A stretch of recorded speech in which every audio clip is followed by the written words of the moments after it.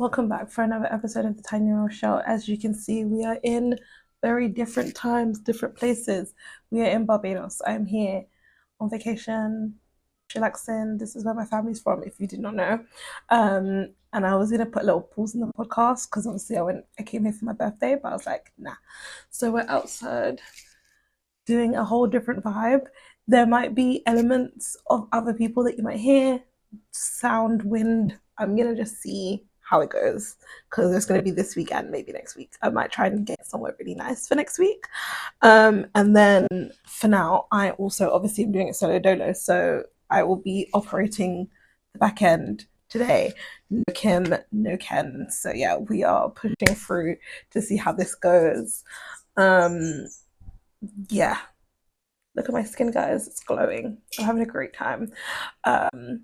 Maybe I'll do like a little breakdown on like this vacation and what it is because I'm like here in my family house, but like on my own because my mum is in London. So I'm really having like eat, pray, love type of situation. But yeah, so let's get into hot topics.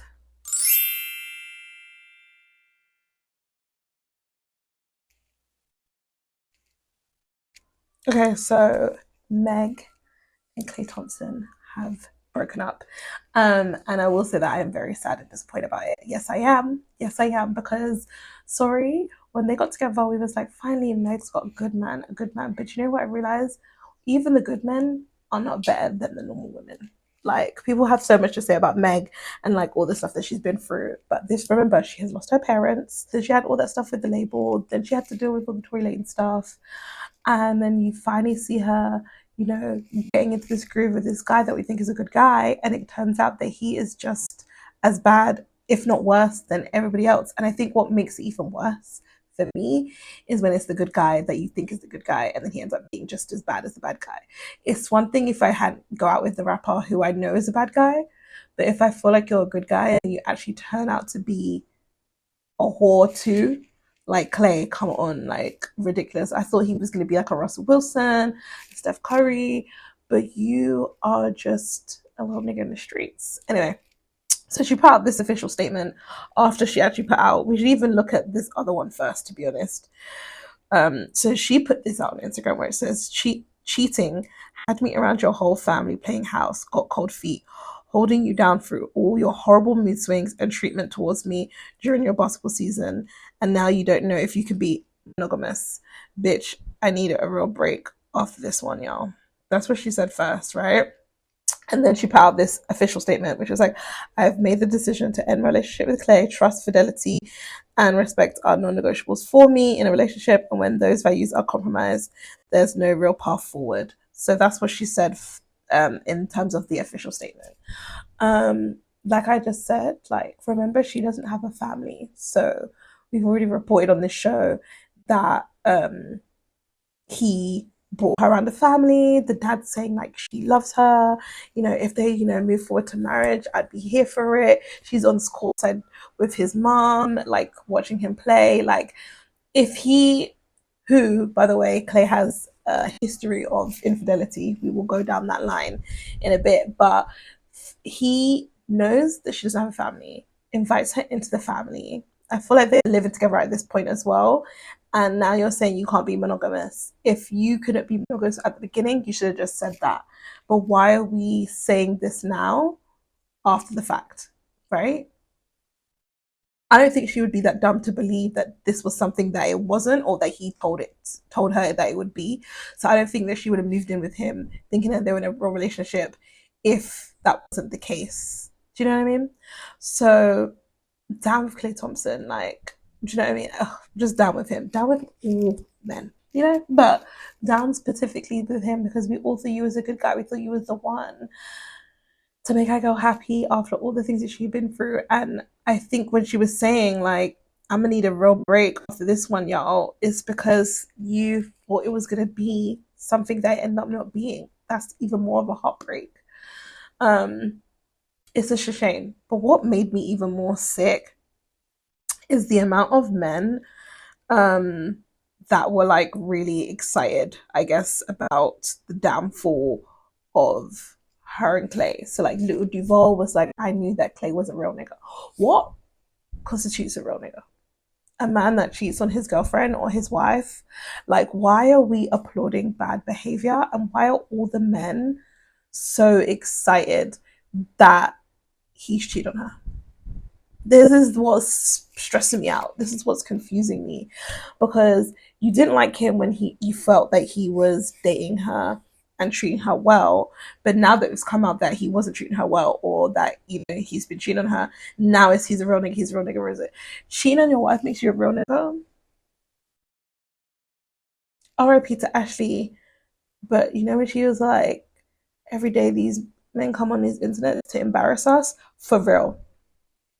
In black men's eyes, specifically the ones on the internet, if you treat your wife well, you're a simp, Russell Wilson. But if you cheat on your girlfriend and show that she has no value because she's had more men than just you, you're a real nigga. Because I don't really get why they're so excited that he's cheated on this girl. Like, it makes me sick.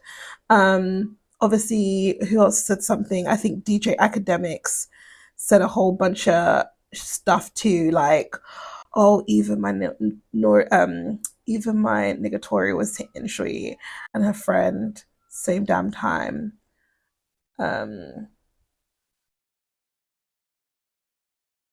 Just a whole bunch of them. I just can't remember saying that she's bigger than the program. DJ Academics, like, fuck off. Like, where is your partner? Where is, like, what is going on with you other than, like, really just being disgusting? Like, he's so disgusting. I actually can't stand DJ Academics. It's not even funny. But what really got me was these, like, memes that people have been creating. So, like, this is one of basically, like, them saying that everyone has a turn with Meg, right? Like, this is just your turn, blah, blah, blah, blah. And then list up all these guys that she apparently had sex with. Never heard her with G-Eazy. Never heard about her with Meat Mills. Who knew that her and Burna Boy apparently did a thing? I don't remember that being the case. Party, Moneybag Yo, yeah. I heard she did a thing with the baby. That football playoff, fair enough. Tory Lanez, Klay. Okay, fine. But like I say, she's a grown-ass woman. She's in her 30s at this point, I think. Like, why are you guys acting as if she's meant to be a virgin? Mind you, if we was to go down the list of all these other people, like, how many people have you slept with DJ Academics? How many people have you slept with Little Duval? Like, how many people has Klay slept with? Like, probably more than Megan. Do you know what I mean? But for some reason, this whole, like, body count thing for men is still in the conversation, and I just don't, for women, sorry, it's still in the conversation. I feel like it's ridiculous and it's childish. Like, let's give it up. Like, she's single, she's famous, she wants to fuck 10 niggas that fuck 10 niggas. You know what I mean? But to act like she no longer has value, and that's the reason why to applaud a man for cheating on her. No one is talking about the fact that he's cheating on her. Everyone, well, mostly men, are talking about the fact that they believe that she wasn't good enough to have this man take her seriously and wife her anyway. Crazy. Fucking even Amber Rose, stupid Amber Rose, was like, I can't keep a man too. What's not keeping a man? Like, is the conversation around whether or not she can keep the man? Because it seems like she's the one leaving the man when she realizes that they're not going to give her what she wants and she steps away. It's not about keeping. And I think we need to change the conversation and the narrative here. He never left her. She's not getting left by niggas. She left him because he was cheating and she didn't want to stand by cheating. That's the conversation here. Like, that should be the conversation here. But we're trying to act like if it was like her fault or he left her and he dodged a bullet. Mate, she left him. Another one that got me is this AI picture of Klay speaking to Tory in jail where he belongs, let's be real, saying, and then her dumbass started talking about my man. People are making this stuff, and this is how much, by the way, everyone hates Megan. This just proved, as much as everyone wants to be like, oh no, like, she did that documentary and talked about how much people hate her and all this kind of stuff, and everyone's like, no, it's in her head.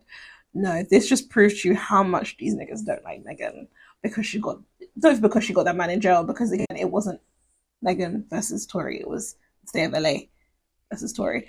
But that just shows you how much they hate this woman, because how the hell are we putting AI conversations of Klay and Tori apparently laughing about the fact that he's the one that got left. She left him. Can we just like remember? She left him. If we go back to the original statement,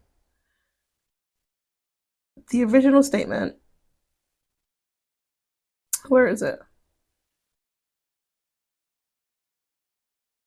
The original statements, I have made the decision to end my relationship with Klay. She said, I made the decision to end my relationship with Klay. She left him because she didn't want to deal with it. She wants something serious and she wants monogamy. And they're basically saying, the men on the internet, that because she's had multiple partners, because she's sent, well, because dealing with her has meant this man has gone to jail for the consequences, actions of his consequences, the consequences of his actions, should I say. She doesn't deserve to be loved. She doesn't deserve to be in a monogamous relationship or expecting a man to be, even though he probably told her that he was going to be, which is why she thought they were in a relationship like this. Yeah, I hate them. I hate them all, honestly. Who's next? Oh, what I was gonna say is this is not the only person that Klay has apparently been cheating on or cheated on, or of all the things. So apparently, and I didn't know this, he used to date Coco Jones, and who knew that he dated Coco Jones? Um, and then I forgot what this who this other lady is at the bottom, but yeah, so he's known for the last 3 years. They were saying that basically said that like he shit on all of these beautiful, gorgeous women above his league because I'm not like he's a handsome man, but is he MeganTheeStallion Coco Jones fine? I don't know about all that. Um, so this is about his character. This is a character flaw, but this is what I'm talking about in terms of these men praising these characteristics, these negative character flaws, because they hate women. And it might sound crazy to say, but I genuinely think these men see women as objects and like sidekicks in their main character lives. But if a woman outshines a man, or if a woman is seen as more than, bigger than a man, it's a problem for them. And they look for any opportunity to humble us. That's what they look for. They look for any opportunity to humble us. I thought Claire was like that. Little Duval's here, gas. What? He's a real nigga because he disrespected his girlfriend and cheated. What? This is the character flaws. We see as flaws, they see it as something to uphold and to laugh at. If this is what being with a black man entails, if this what it means to be a real nigga, then trust me, at this point, guys, I think we should all bow out. We should all stop dealing with them and see how much they keep caca after that. Because I'm actually so sick. Anyway, Meg, girl, to say you need a break, I hear it.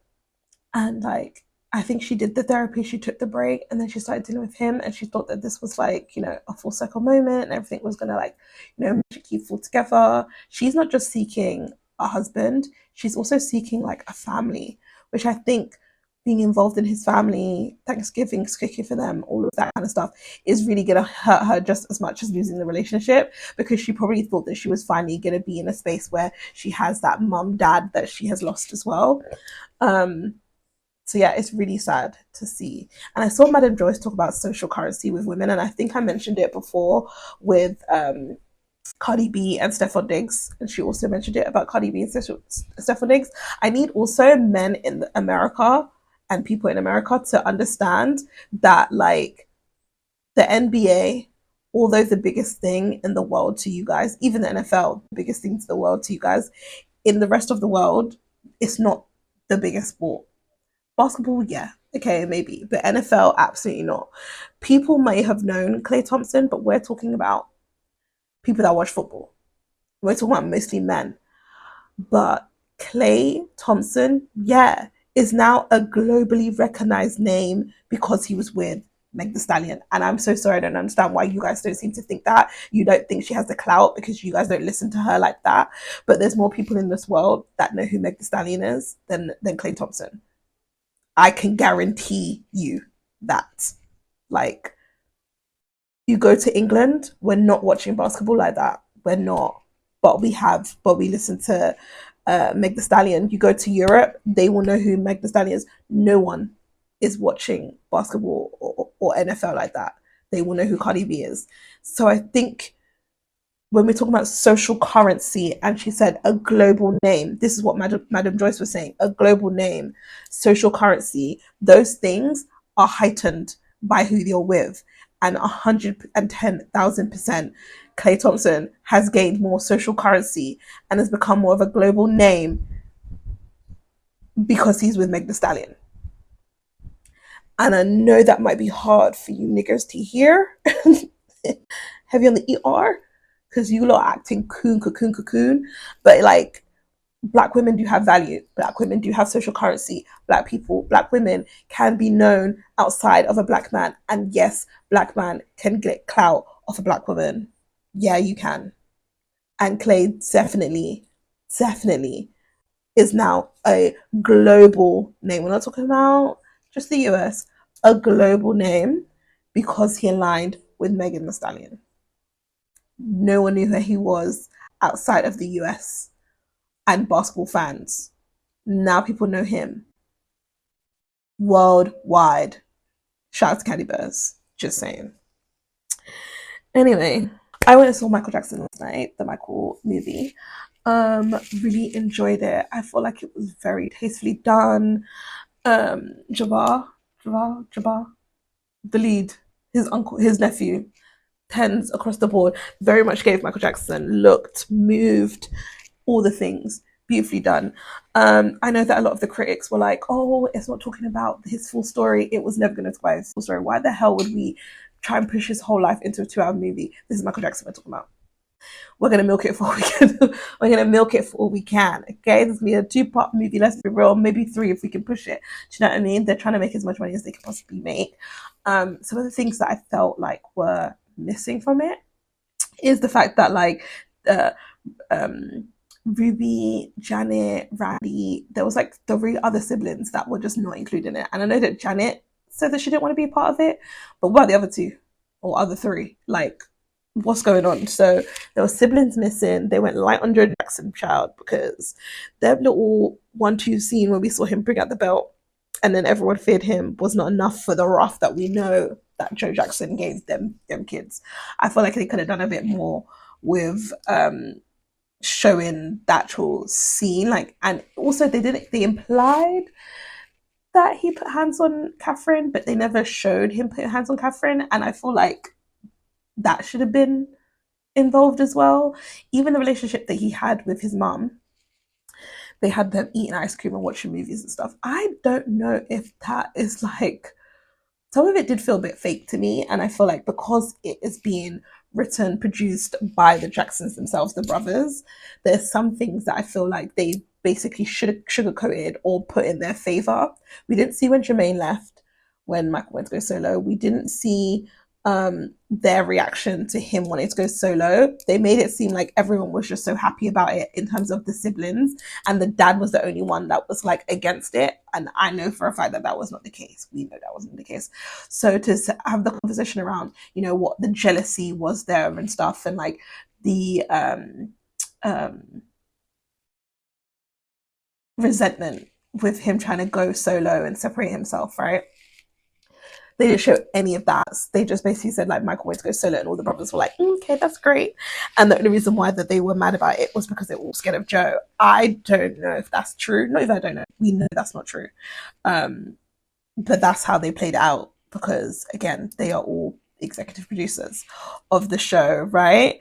And I also just want to remind everyone that like Paris Jackson, his daughter, is not involved. Janet Jackson also not involved. LaToya made it clear that Janet wanted to be removed. The relationship that he had with Diana Ross was also removed from the movie, because apparently there's a legal battle there, and we don't.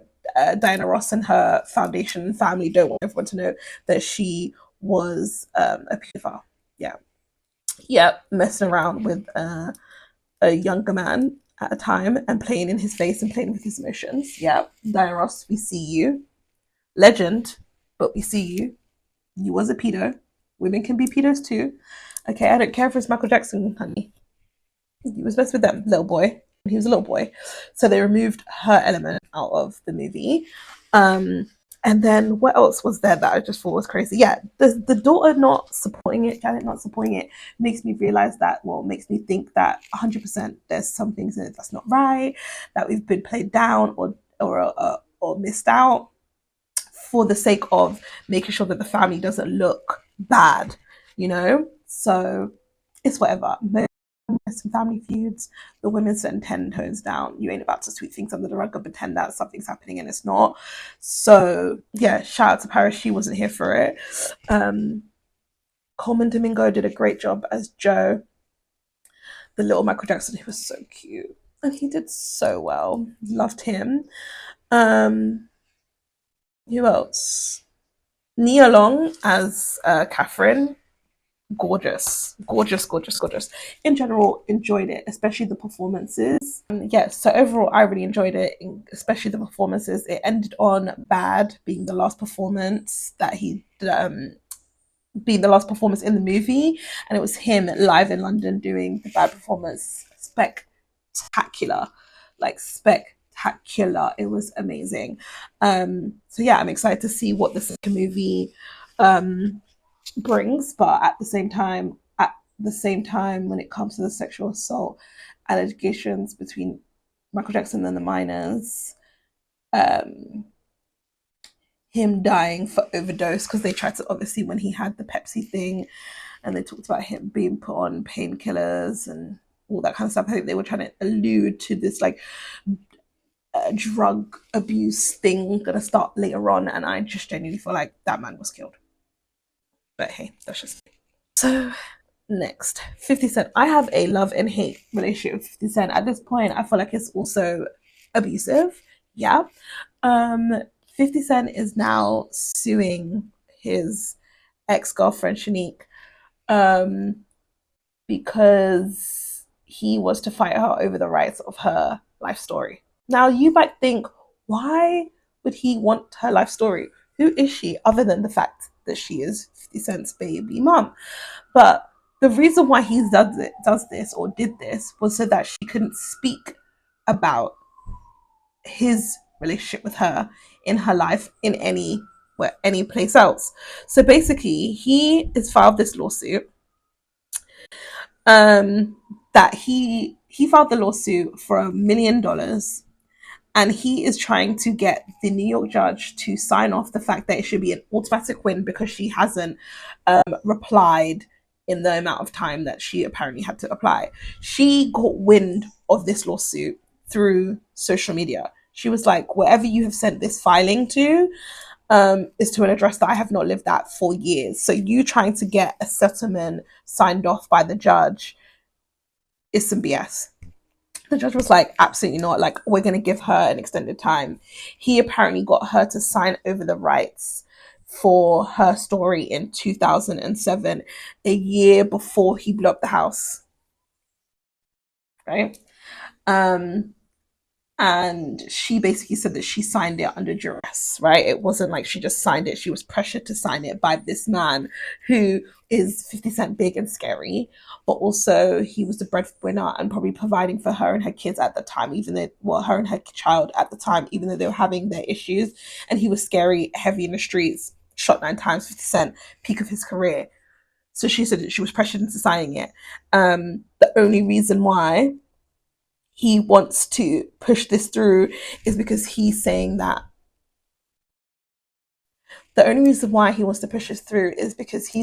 by her speaking to the press, it is going against his control over the narrative of her story. So he's using this, we have the rights to your story. We should be the only people selling the story, whether in book, TV, media, in any whatever sense of how he wants to sell it. He has the rights to do that. And by her speaking on her story with him, she is going against that right, even though it's her story. and she's speaking to the press, and she's not making money off it either. She's just speaking to the press. This is wicked work. This is nasty, nasty, wicked work. And this is what people say when it comes to like money is the root of evil. No. The love of money is the root of all evil. You know what is really the root of all evil? Power. Because you can have power without money, right? But when you have power and you know that you can control people with your power, and then you have money on top of the power that you already have, look at the president, look at freaking, Israel, look at like all of these places where you're seeing where having the power to do something will allow you to control people's lives. You can do a genocide, you can steal someone's right to speak about their own life and story. And thank God this judge is like, absolutely not. But the fact that she even has to fight this in court is still crazy to me. I should be able to talk about myself. I should be able to talk about my life and my experiences dealing with you on whatever platform I want to speak about it on. I don't give a damn if I've given you book rights or rights to a movie or rights to anything like that. One, I should also be able to backtrack on that too. Especially if the relationship between me and this person has been abusive, or you know what I mean. So he's gonna fight this in court with his hundreds of millions of dollars, with his heavyweight lawyers, and I don't know what she does. So I don't even know if she has the money to be fighting 50 Cent in court like that. And we know sometimes it's not about who is like what is true, but more so who has the best lawyer. Do you know what I mean? So I feel sad about this for her. I wonder if it's going to go in a Tierra Marie kind of situation, because if you don't know, 50 Cent put out a sex tape of Tiye Marie and she sued him, and then he countersued, he won, and now she owes him money, even though he is the one that put out her sex tape. He had a better lawyer. Crazy. Anyway, that's 50 Cent, allegedly. KenyaMoore haircut. This is actually really, really sad, because I think people are missing the context of this bad business deal that Kenya did. So if you don't know, KenyaMoore from Real Housewives of Atlanta, formerly of Real Housewives of Atlanta, because she was kicked off the show not last season, opened up her own hair salon. This is off the back of a really successful hair care line. KenyaMoore Hair Care was doing really well, and then she opened up this salon. She opened it up in the beginning or end of, not even the beginning, the 3 episodes that Kenya was in on season 16 of Real Housewives of Atlanta. I think she was in like 3 episodes, sorry. Which again in itself is terrible. So yeah, Kenya, they come back off that long hiatus of Housewives of Atlanta. She comes back on, she announces that she's doing this hair salon, and as she's launching, that's when the whole Brit Edie stuff happens. So she puts up these poster boards of Brit Edie, one of the newbies of Real Housewives of Atlanta at the time, giving fellatio. Okay, comes out that it's not her in the pictures. That's what Brit Edie says. But that is enough to get Kenya kicked off the show, and then Brit Edie to file a lawsuit against Bravo and KenyaMoore. KenyaMoore is no longer on the show. Now, if you think about it, right? KenyaMoore has been on the show since season 3 or 4. We were now on season 16 at the time. So let's say she's been on 11 seasons of Real Housewives of Atlanta. She's also one of the most highly paid people. So when she opens a salon and she thinks that she's getting her regular, I don't know, at least 2 million. Definitely, probably like at least 2 million. She thinks she's got it like that. You put the money into the salon, because not only do you have the money to cover it, because you know that you have this paycheck of at least 2 million coming in, right? But then also you have a built-in audience that's going to be seeing you promote this salon every single week for the next, I don't know, 20 something weeks, because I'm sure there's so many episodes of Real Housewives, right? So you're thinking you have the built-in promotion, you have the built-in money, let me invest in the space. So what's going on? That's a little backstory in terms of what this situation is. So Kenya's landlord has kicked her out because she is behind on her rent. She apparently has then said that she invested over 300,000 in the remodeling of this space, and that the landlord was supposed to be paying her back, I think 44k. So not the whole 300,000. That's not what she's looking at. But she was supposed to want to be paid back like 444k or 800k, something, or 80k, something around that lines, right? She's basically saying that the landlord has gone back on his promise of giving her the money. So it went from, maybe for some reason, I don't know why, this was an unwritten agreement. Kenya, come on. Like, sometimes I feel like these women are just like, you got more money than sense, because how could you have that kind of agreement and not have that in writing? But apparently, hey, she's gone to court, they dismissed it. So, So she stopped paying her rent.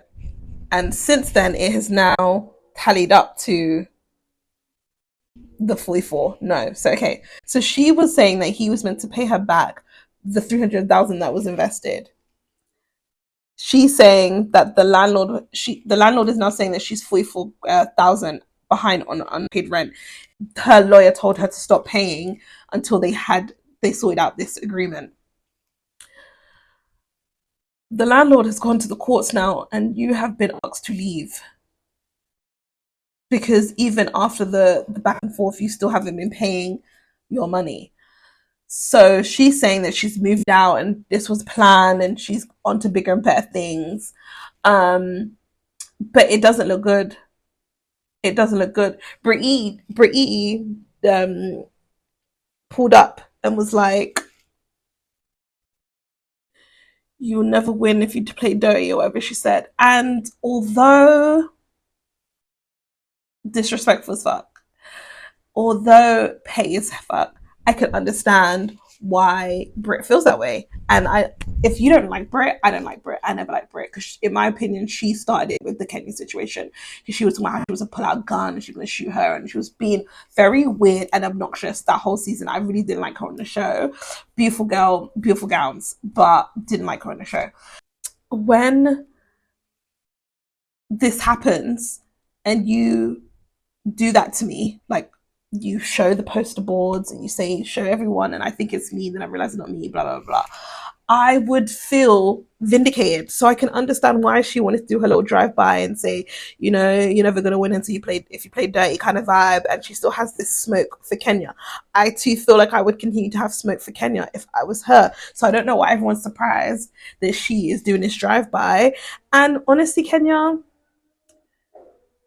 I kind of see what she's saying, because you, at the launch of your hair salon, did this really nasty, mean, just real dirty thing. And I feel like it actually did taint the conversation around your salon. And it did kind of make it like not that cute, right? So even if it does kind of taint the whole thing, it kind of just gives everyone a sour taste in their mouth when they think of your salon. No one is thinking about your salon and the fact that you've worked so hard to open it up, and you're doing it for your daughter, and all the things that you're crying online that you wish that we could understand, when you literally showed a picture of someone giving fellatio while launching your business or opening your business. It doesn't make sense, right? So, Kenya girl, love you down, but that didn't make no sense. Anyway, who's next? RussellBrand. RussellBrand. Someone said online, all you have to do is say things in an English accent and people just forget what you're saying and just focus on the accent. And I think that is the case. Guys, RussellBrand, comedian, okay, presenter, Big Brother, we know him in the UK. Literally came online, like came into an interview and said, yeah, I slept with a 16-year-old girl when I was 30, but this is in the UK, so it's legal. Although I was also very much an immature 30-year-old. Disgusting. Disgusting. He said it was exploitative, consensual sex with a 6-year-old girl at the height of his career. Okay, that's what he said. Um, he had consensual sex with a lot of people when he was when he was younger, and he was an immature 30-year-old. And he says, I recognize that my sexual conduct in the past was selfish and I did not apply enough consideration, barely any, I suppose, really, to how sex would affect other people. Right? This is while he is dealing with sexual assault allegations currently. So he is currently going to court for sexual assault allegations, right, between 1999 and 2009. And this is not just like young people, like young women. This is just women across the whole spectrum, right? So while talking about these 6 women, he's denying those 6 women, but basically saying, but I can tell you what I have done. And what I have done that has been crazy with all the consensual sexes. This one, questionable. I don't know if he thought for the court of public opinion that by saying, yeah, I didn't do this, but this is the bad that I did not do, that we were going to be like, oh my God, at least he was honest. At least he's grown. At least he's been honest about the truth of the hideous thing that he done. So if he's done this heinous thing and he's been honest about it, then he must be being honest about the fact that he didn't do it to these 6 other women. It doesn't work like that, Russell. It doesn't work like that. You've just basically showed us that you're capable of doing said things.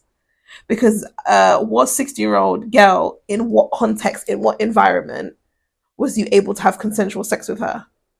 Was she in a club? Was you giving her alcohol? Was you giving her drugs? Was it like, you made it seem like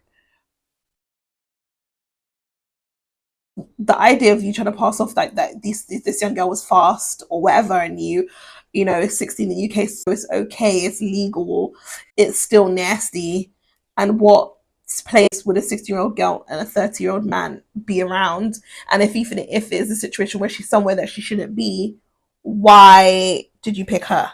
Because there's probably other women that you could have had, i.e. these other 6 women that you know what I mean. He's accused of raping a woman in a hotel room. He is also accused of grabbing a TV worker's breast or raping her while putting her into a male bathroom. He is also accused of kissing and groping a radio worker after pushing her against a wall. So he is currently on bail and awaiting trial in the US, but the court case is happening, I think they said, at the end of this year. This is a nasty man. This is a nasty man. And like, we've known that about RussellBrand being very like eccentric and like over the top, and he is funny, good, like funny comedian. Really did like him at one point, but none of this surprises me because he always gave weirdo vibes. So this doesn't surprise me.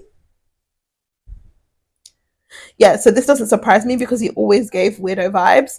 But I just find it so funny that like we are in a time now where, you know, we have the president of the US basically saying like, yeah, you know, famous people, you know, get away with raping people all the time. And, you know, not that I did it, but, you know, famous people get raped all the time, grab people by the pussy, da da da da. And then we also have our famous stars as well saying exactly the same thing. And the thing about it is, they are right. This tactic might work for RussellBrand. He might be like, yeah, I did this nasty thing with this 16-year-old. It was legal, barely, but I'm being honest about it. And this thing over here with these other 6 women that's saying that I'm groping them, you know, raping them in bathroom, in toilets and hotels and all this kind of stuff. Like, they're saying that. But if I did do that, I would just be honest. But I didn't. Because I was doing this. So why would I lie about that if I'm to be honest about this? Do you know what I mean? Disgusting. He was also on Piers Morgan where he was going to the Bible. And again, I'm sick of all of these disgusting, horrid men doing these weirdo shit and then turn around acting like they're Christians. Couldn't even find a Bible verse. Same with Trump. Probably never opened a Bible in his life, but is selling Bibles. These people rally behind them because they are white men. They talk about being conservative. They talk about being Christian, but not one path of the life that you've led has ever been Christian and has ever been conservative. Russell Brand is always with his ass out, chest out, fucking bare people, drinking, drugs, all of these things. Now you want to turn to Christ after admitting that you raped a 16-year-old girl, and you're on trial for all of these things. But now you want to bring the Bible in and talk about how you brought this Bible everywhere with you. Ingenuous, a mess, like an actual mess. Like, and God should really strike these people down now. We need First Testament God at this point, because this Old Testament God, we need Old Testament God to come here and show the wrath, because this New Testament God is allowing these people to play in his face too much. I don't like it. I don't like it. Mm-mm. Who's finally? Let's talk about this other pedo. So we know David's been arrested and charged with the death of Celeste. Thank God. But while having him detained and doing even more background and digging and stuff like that, and doing even more background digging and stuff, the prosecutors have found a significant amount, not child porn, a significant amount of child pornography on this man's devices. Nasty work. So they also alleged that there have been, details around what could have been the situation with him and Celeste as to why, it got to this point. So we already know from TikTok, because again, the TikTok streets have had this solved for almost a year at this point. The LAPD or whoever is the people that are doing this are just catching up. He has been allegedly repeatedly abusing Celeste since she was 13 years old. On her 13th birthday, I think they said, or since she was 13, he has been abusing her. He has also been giving money. He has also been giving money to people to keep her quiet. And apparently, when she finally decided that she might go and tell on the fact that he has been abusing her and sexually assaulting her, is when he then allegedly killed her, dismembered her, and put her in his car. Again, I do not believe that he did this on his own. I do not believe that he did this on his own. I truly believe that his management and other people were complicit of this, especially for the fact that she has been seen in pictures on tour with him, in the same pictures when he was on tour with SZA, and his family was there, and she was there in the same vicinity. So, not saying SZA or even his parents would know, but I feel like the people that he was touring with, i.e. his manager and assistants, they knew who she was, how old she was, and they were creating accommodations for allowing him to have this minor child in his life and around them, right? So I think, yes, he needs to be charged. He pleaded not guilty for the murder and also these other cases, which includes the child pornography part of it. But yeah, he needs to go to jail. And anyway, we're going to keep on that, but I'm just grateful that he has been locked up, and I am grateful that justice hopefully will be served for Celeste. I do also think something needs to be going on with her parents, because it doesn't make sense to me that she was allowed to leave, come back, leave, disappear for months, be in his house, go on tour with him, all that kind of stuff, and they knew it. Apparently also being paid for it, allegedly. But yeah, something too needs to be done with them.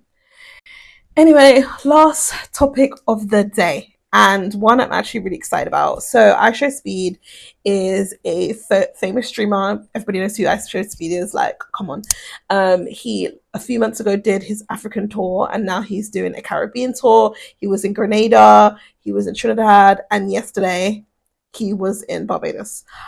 I was going to try to go down there, but I just knew it was going to be a mess. So I was like, you know what? I can't be asked. A few people were saying so much negative things about it, but I'm not going to lie. I really enjoyed from the snippets of what was shown, I think that they did a phenomenal job, the Barbados Tourism Board or whoever else was involved in creating or cultivating this experience for IShowSpeed. I feel like they did a phenomenal job in showing him a little bits of glimpse of Barbados and Barbados culture. He went to a school, they played music for him. Like, the kids were so excited. Like, literally, the kids were running from whatever school he was and ran down to the whole of the island, running down after this man. Like, these kids ran. I saw someone on social was like, we must have a bunch of long distance runners in Barbados. Barbados should be doing very, very well in the coming Olympics because these kids can run. If they want to run, they can run. So he went to school, played with the kids, like, they're all screaming, dancing, performing for him. Beautiful, great. He goes to Oystins, where so they do the fish fry, and then he's like learning how to cut fish, and like he has flying fish and dolphin, which is mahi for the first time. He says Barbados has the best fish that he's had so far. Love that. He played road tennis, and road tennis is a sport that was invented in Barbados, so that was nice to get the history of that. I think he also met some like Rastas, like there's a particular Rasta group that is indigenous to Barbados, not indigenous, but one of the first here. He met up with them as well. He went horse riding in the garrison, which is like what is our main like horse work or like derby place. I don't know what you would call it. And he raced a horse. He lost, but it was cute that he tried. He went to Shafet. I didn't like that he was calling it Shafete, and no one corrected him. That was weird. Someone also said that like when he tried the fish, someone was like, oh yeah, like breadfruit cuckoo is our national dish. Breadfruit cuckoo is not our national breadfruit cuckoo is not our national dish.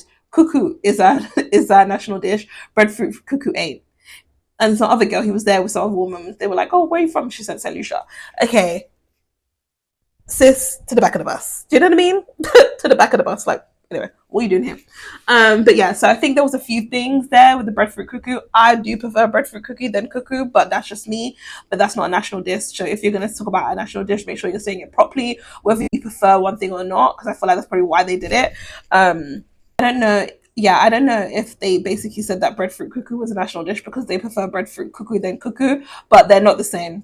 It's just because it's called cuckoo don't mean it's the same. Cuckoo and fish is steamed fish is the national dish, not breadfruit. And as someone who prefers breadfruit, even I was like, come on now, that don't make no sense. Anyway, so when he went to Shafet, he ate all of the food at Shafet, which was crazy. Insane. But he then also paid for 150 people to have Shafet, so obviously all the little kids were like screaming, and like it was just so nice. Like the little kids just looked so happy. I've never seen them. Like obviously celebrities come here and stuff, but not people that like I think the kids of Barbados care about. So to see the kids be really happy and joyous and like chasing down this celebrity and just like looking so excited and happy, I just don't think they've ever thought the day that they would see one of their favorites here, right? And I know people were like, oh, why are they acting like they ain't never seen famous people like before famous people come to Barbados? Yeah, okay, but these are old ass people that these little kids do not give about. Do you know what I mean? They are obsessed with this boy. So yeah, I just feel like it was really cute to see them really excited. They also didn't give him fish cakes, which again doesn't make sense, but whatever. And then they kind of had this like little like crop over experience for him at the end where they like did the truck and he was like on the highway with circuit lead pipe, a feeling of it. Lead pipe sang a feeling while IShowSpeed was on the truck with him, and I'm so sorry, that was the most Bayesian thing ever. It was so good. You saw a lot of the influencer girls here. They were in their costumes, dancing with him, so that was cute because like you saw Mahalia, who's one of the like a really famous singer down here. Like she was on the bus with him. Like you saw a bunch of Jordan English, he was there. They did a rap battle. Like you saw a bunch of Bayesian influencers in the conversation at the time, and I feel like they did well by incorporating the people that they needed to incorporate. Do you know what I mean? I mean, Shaka there was there doing stuff. I don't know why he was there. Like I don't even know if he's got Bayesian ancestry, but he was there.